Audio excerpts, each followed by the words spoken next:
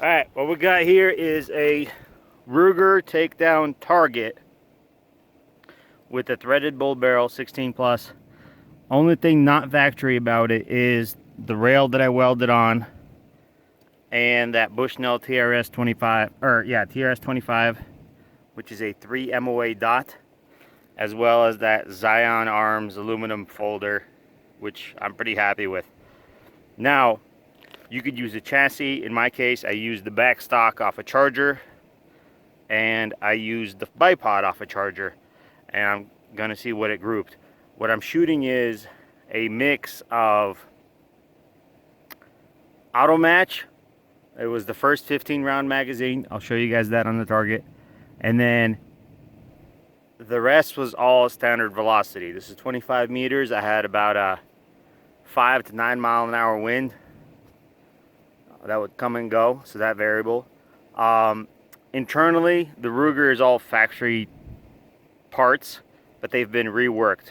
The bottom of the barrel has a slight chamfer to it, almost not noticeable, but it no longer has a knife edge, so it doesn't slice the rounds.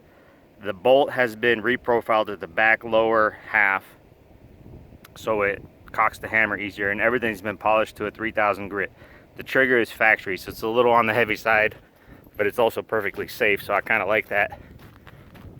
For a bench gun, you want lighter, but for a woods gun, walking around, you kind of want factory stuff, right? That was 15 rounds of auto match.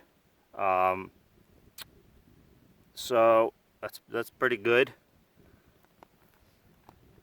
That's 7 or 8 rounds of standard velocity. 7 or 8 rounds of standard velocity. 7 or 8 rounds of standard velocity. That was off the bipod.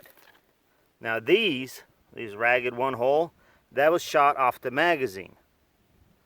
That's 5 rounds, believe it or not, standard velocity CCI. And this opened up a little to about 1 inch. That was also shot off the magazine. This was also shot off the magazine. And then I shot a bunch of stuff out there. Now, this is back on the bipod. 5 rounds. 5 rounds. See, I had this one open up a little. But you guys saw how fast I was shooting. 5 rounds. And then this was 10 rounds. And it opened up a little. So it gives you kind of an idea of how accurate these takedowns are. Oh, one more thing I didn't mention. On the barrel, I cut a little bit of the engagement lug, moving the barrel a few thousandths of an inch forward. So not much, just a little bit. It keeps it from shaving the bullets and has the proper feed angles. Those BX-25 magazines, they've all been reworked by me, polished up top, and I cut the ejectors off of all of them. I find that the factory ejector in the receiver works more reliably for me than the ejector on the BX-25s. The Rugers have 2 ejectors.